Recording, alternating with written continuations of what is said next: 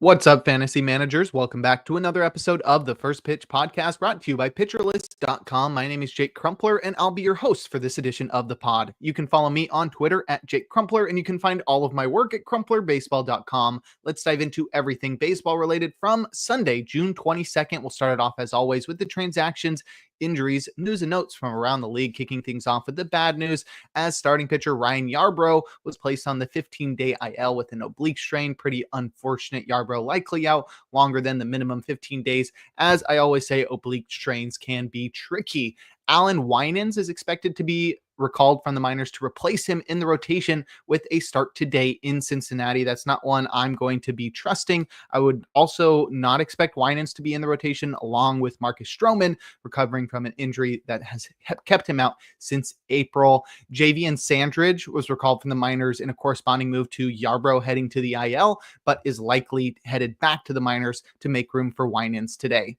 And our other IL placement involves starting pitcher Hunter Dobbins, who was placed on the 15-day IL with an elbow strain. Pretty unfortunate. Dobbins likely headed for an extended IL stint. In a corresponding move, starting pitcher Richard Fitz was recalled from the minors and is expected to start in LA against the Angels on Wednesday for the Red Sox. In terms of transactions, outfielder Jackson Merrill was activated from the 7-day IL. He was out with a concussion and will return to being the Padres' everyday center fielder. That's Jackson Merrill. Trenton Brooks is set to see less time playing for the Padres, with Gavin Sheets shifting back to DH and Tyler Wade and Bryce Johnson platooning in left field. Outfielder Brandon Lockridge was optioned to the minors in a corresponding move to make room for Jackson Merrill's return.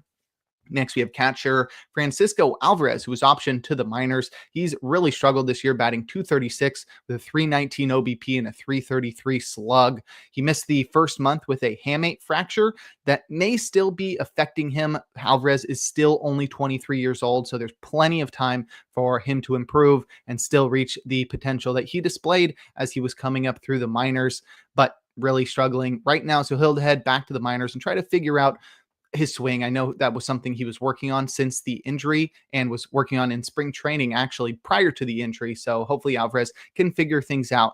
He's got a bright future ahead of him. In a corresponding move, Hayden Sanger was recalled from the minors. He will be the backup to Luis Torrens, who will be the Mets' everyday catcher moving forward.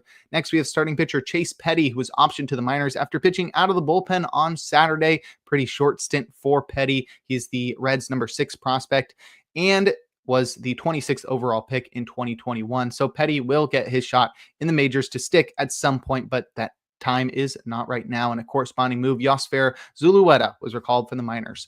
And in more Reds news, outfielder Rhys Hines was recalled from the minors. He's made noticeable improvements to his contact metrics at AAA this year. Last year, Hines struck out 38% of the time at AAA. This year, down to 27%, and he still maintained his impressive power-speed combination. However, Hines is unlikely to receive regular playing time in Cincinnati, so not worth your time in fantasy. Garrett Hampson was designated for assignment in a corresponding move to make room for Hines.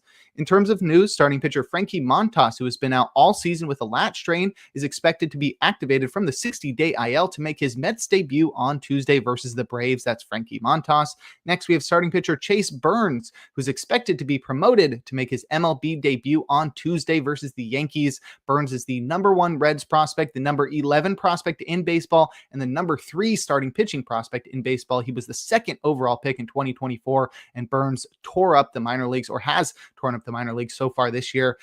Between high A, double A, and triple A, Burns has pitched to a 1.77 ERA in 13 starts. That comes with a 0.77 whip and a 37% strikeout rate that is accompanied by a 5% walk rate. So really obscene numbers here from Burns. He should be rostered everywhere. Upper 90s fastball, wipeout slider, complete arsenal from Burns. Should be rostered everywhere. I don't know if I'm going to start him in this first start, but the Yankees have been awful recently. This is in Great American Ballpark, but I don't know. It's a debut. I would be a little bit skeptical, but I'd also feel terrible if he went off in that debut and I benched him. So I don't know. That'll be a game time decision on Chase Burns' debut on Tuesday. Next, we have starting pitcher Max Scherzer, who is expected to be activated from the 60-day IL. He has been out for the whole season with thumb soreness that isn't expected to be fully recovered ever again, which is not great news, but Scherzer's getting to the end of his career. He will make his Blue Jays debut on Wednesday in Cleveland. He's looked solid thus far in his 2 rehab outings, so Scherzer probably should be rostered everywhere once he is activated on Wednesday. And lastly, starting pitcher Kyle Freeland is expected to be activated from the 15-day IL on Friday to start for the Rockies. Freeland has been out for the last couple of weeks with back stiffness. Now we'll take a look at our notable performances from Sunday, in which we had a full slate of 15 games. We'll start it off with our hitters, leading off with third baseman Casey Schmidt, who helped the Giants to a win against the Red Sox, going 4 for 4 with 3 runs, a double, a homer, and an RBI. It was his 4th homer of the year, and it traveled 352 feet at 112 miles per hour. Schmidt is playing third base every day with Matt Chapman on the injured list, and he's making the most of it with the best OPS at 831 and the best WRC plus of his short career. The 26-year-old arrived in the majors in 2023 as a glove first infielder, but has made significant improvements at the dish this year to become an important piece of the Giants. A more patient approach is allowing Schmidt to reach base more often. Entering 2025, he had a career 4% walk rate, but it's up to 10% this year. So huge improvement there. And more importantly, he's hitting the ball harder and pulling it more often, which is allowing him to tap into that power. Schmidt is sporting a career high 10% barrel rate and 47% hard hit rate. He'll need to lift the ball more to fully break out, and it'll be interesting to see what Schmidt's playing time looks like when Chapman does return. But Schmidt is quickly becoming 15-team relevant. Next, we have first baseman Donovan Solano, who helped the Mariners to win on the north side of Chicago, going 3 for 4 with 2 runs, 2 home runs, and 5 runs batted in. He's up to 3 homers on the season now. The first one traveled 391 feet at 103 miles per hour. The second one went 416 feet at 99 miles per hour. Solano has taken over at first base since Rowdy Tellez was DFA'd by the Mariners, and he's doing what he's always done ever since returning to the majors in 2019. Solano's been a very reliable role player. He's mostly deployed as a lefty killer, but he's been basically even against righties and lefties throughout his career, and we'll see time against both-handed pitchers while playing for the Mariners. But the real question here with Solano, is he worth your time in fantasy? Definitely in AL-only leagues while he's got everyday playing time right now, but he's not doing anything differently this year to suggest he should be rostered in shallower leagues. Expect a solid batting average from Solano moving forward, as well as a handful of homers, but that's about it. I wouldn't be rostering him in standard leagues. And lastly, we've got second baseman Mauricio Dubon, who helped the Astros to win in LA against the Angels. Dubon went 2 for 4 with 2 runs, 2 homers, 3 RBIs, and a walk. He's up to 5 homers now. The first one traveled 378 feet at 99 miles per hour, and the second one went 402 feet at 102 miles per hour.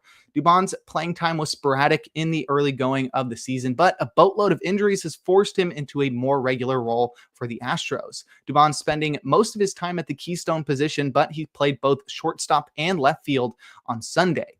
Dubon has made noticeable adjustments this year, but I'm not sure they're improvements. I love to see his strikeout rate all the way down at 7%, which places him in the top 5 in baseball, trailing only Nico Horner, Jacob Wilson, and Luis Reyes amongst batters with at least 150 plate appearances. But more contact doesn't mean better contact. Dubon is sporting the worst batted ball metrics of his career. We're talking a 1.5% barrel rate and somehow a 30% hard hit rate, which is, and the somehow comes from, this is a career high for him, 30%. So he's not somebody who hits the ball hard at all. And on top of that, he's hitting more than half of his batted balls on the ground. So it was astonishing to see Dubon go deep twice on Sunday without the aid of the Crawford boxes.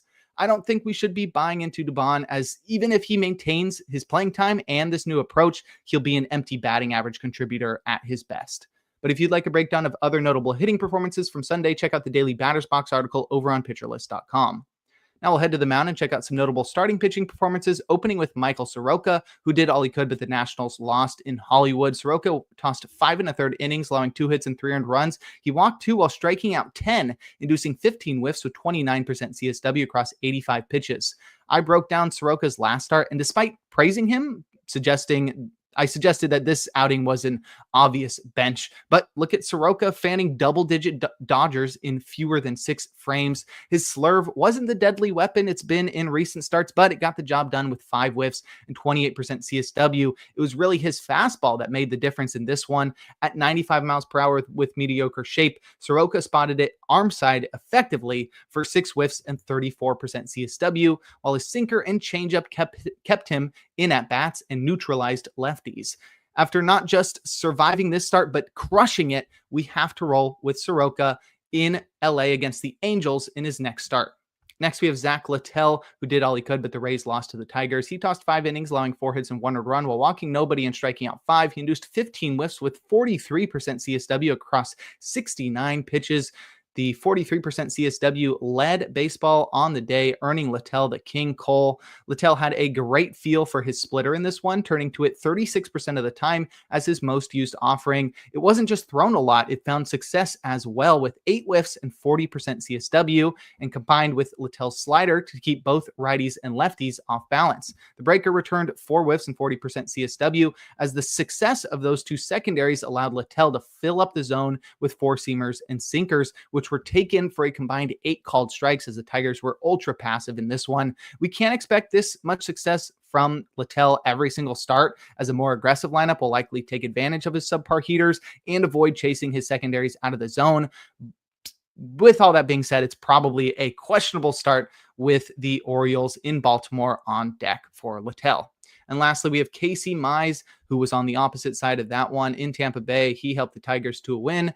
Mize tossed 5 innings, allowing 6 hits and 1 run while walking nobody and striking out 5, inducing 11 whiffs with 21% CSW across 80 pitches. I guess Mize and Littell agreed to make this a splitter special because on the opposite side of Littell, Mize turned to his splitter more than any other pitch. It didn't find the same success Littell's did with just a pair of whiffs and 15% CSW, while his curve failed to find the same success as Littell's breaker with a trio of whiffs and 17% CSW, but Mize's 4-seamer stepped up in concert with his slider in this one to produce a combined 5 whiffs and 35% CSW. And this start feels like how I've felt about Mize all year. How did he get away with this? It's a lot of decent command and a lot of good luck, but I think Mize is fine to start with the Twins up next. I'd just be looking to sell high on him while his ERA remains under 3.